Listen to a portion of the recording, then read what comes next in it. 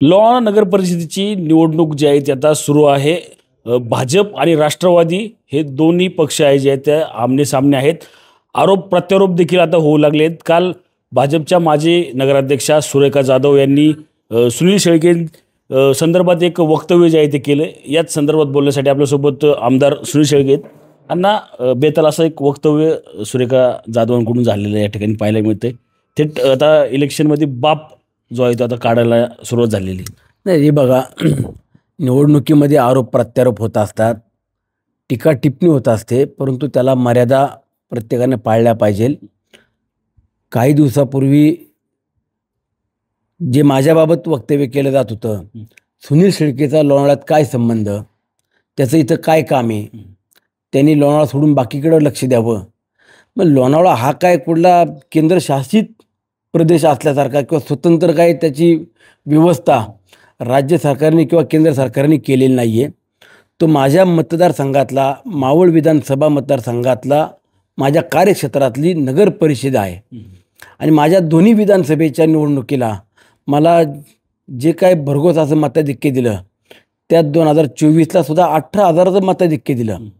आणि ह्या लोणावळकरांनी जो माझ्यावर विश्वास ठेवला आहे, त्या विश्वासाच्या जोरावरती मी मागील 5-6 वर्ष कामं करत आलो.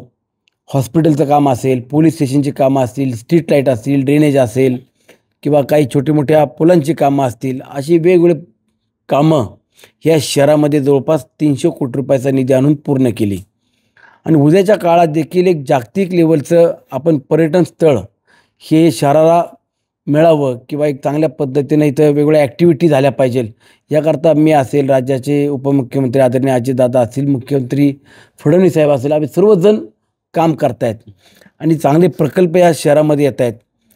एक नावलौकिक या शहराचं व्हावं किंवा इथले स्थानिक राहणाऱ्या नागरिकांना एक चांगल्या सुविधा मिळाव्या, हाच माझा हेतू आहे. परंतु टीका टिप्पणी करताना मर्यादा सोडून जे बोललं जाते ते 4 भिंतीच्याच बोललं जात होतं, ते आता चव्हाट्यावरती बोलायला लागलेले आहेत. म्हणजे 10-20 लोकांमध्ये बंद खोलीत बोललं जायचं, ते आता ऑन रेकॉर्ड किंवा ऑन कॅमेरा ते आता बोलायला लागले आहेत. ते काय बोललेत म्हणून मी काही बोलावं ही लोणावळाकरांची किंवा मावळच्या जनतेची माझ्याकडनं अपेक्षा नाही आहे. मी पुढचे 5 वर्ष काय करणार आहे, माझं व्हिजन काय आहे किंवा आपण लोणावळाकरांना काय देणार आहोत हे मांडलं पाहिजे. आणि म्हणून त्यांनी काय बोलावं तो त्यांचा व्यक्तिगत प्रश्न आहे. लोणावळ्यातली जनता असेल किंवा तळेगाव, वडगाव, मावळची जनता सुज्ञ आहे. योग्य तो निर्णय घेऊन योग्य ते उत्तर 2 तारखेला देतील. तुम्ही आत्ता विकास कामांचा पाडा वाचला, तरी पण तुमच्या एवढे आरोप व्यक्तिगत टीका टिप्पणी का करण्यात येते?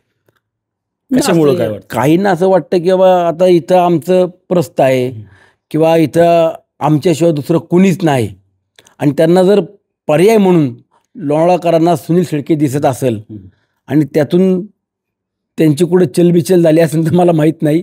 परंतु सध्या तरी मला तीच परिस्थिती जरा जाणवायला लागली आहे. पराभव डोळ्यासमोर दिसायला लागला की माणूस थोडा फस्टेड होतो किंवा पायाखालची वाळू सरकती. अशातला तो प्रकार असावा. 2 तारखेला लोणावळकर त्याचं उत्तर देतील. पण त्या ज्या सुरेखा जाधव आहेत त्यांच्या मागं कोण असण्याची शक्यता आहे का? आपण पाहिलं तर बाळा बेगडे लोणावळ्यात दिसत नाहीत जास्त. बाळा बेगडेंच्याच नेतृत्वाखाली निवडणूक लढवली जाते. नक्की त्यांच्या मागं आहे कोण एवढं मोठं वक्तव्य जे आहे ते 4 चौकात करणं? तर भारतीय जनता पक्षाच्या वरिष्ठ नेते असलेल्या आदरणीय फडणवीस साहेबांनी जो निर्णय दिला, तो निर्णय आम्हाला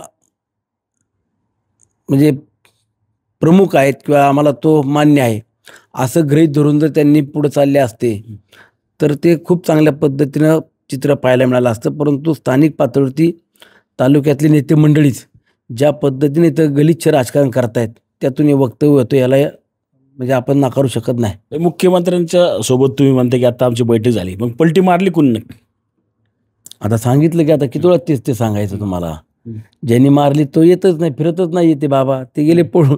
ते येतात प्रचार करून निघून जातात ते पण जे काय झाले किंवा ज्या घटनेतून त्यांनी बदल केले किंवा निर्णय बदलला त्याचा परिणाम त्यांना भोगायला लागणार एवढं मात्र 100%. पराभव दिसू लागल्यामुळे सुरेखा जाधव जे आहे ते अशी बेताल वक्तव्य जे आहे ते करत असल्याचं सुनील शेळकेंकडून जे आहे ते आता सांगण्यात आलं आपल्याला पाहायला मिळत आहे. रणजित जाधव, TV9 मराठी, लोणावळा, पुणे.